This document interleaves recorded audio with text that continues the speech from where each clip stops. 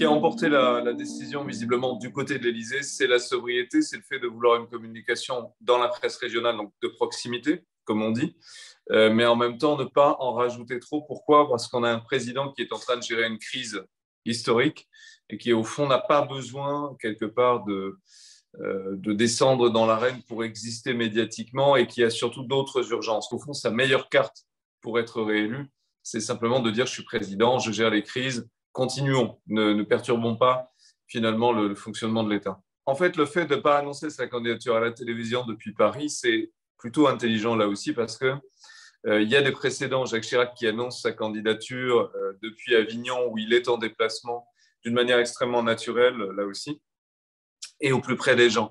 L'idée de la presse régionale pour un président en exercice, c'est toujours d'essayer de reconnecter avec le terrain et de ne pas paraître trop parisien, trop parti loin dans les Hauts-de-Seine, d'être plus proche de nous en fait.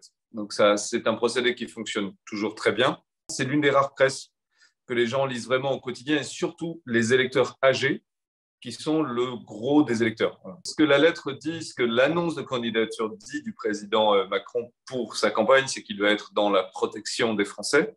Donc l'idée, c'est d'être dans une forme de consensus. Donc c'est une lettre qui n'a aucune aspérité, qui n'a aucun point clivant. On est vraiment dans un message extrêmement consensuel.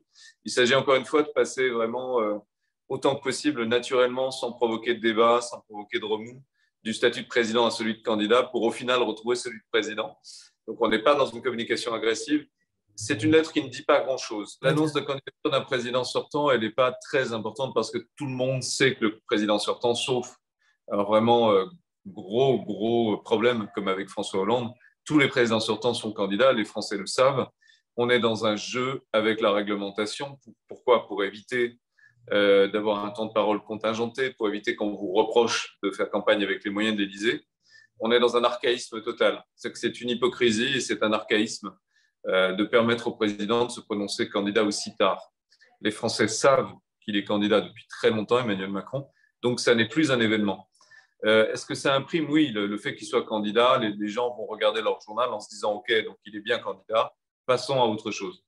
Après, comme il n'y a pas de message fort attaché à la candidature, à part le fait qu'il ne faut pas voter pour les extrêmes et défendre la démocratie, qui est son message en ce moment, le fait qu'il va protéger les Français, qui est son message numéro 2, on va dire, il n'y a pas grand-chose. Donc les gens ne peuvent pas en retenir grand-chose. Il faut voir que quand les gens ont un rapport à l'écrit, c'est pour avoir du fond, pour essayer de comprendre. Là, ils n'ont pas besoin, en quelque sorte, de rentrer dans la lettre.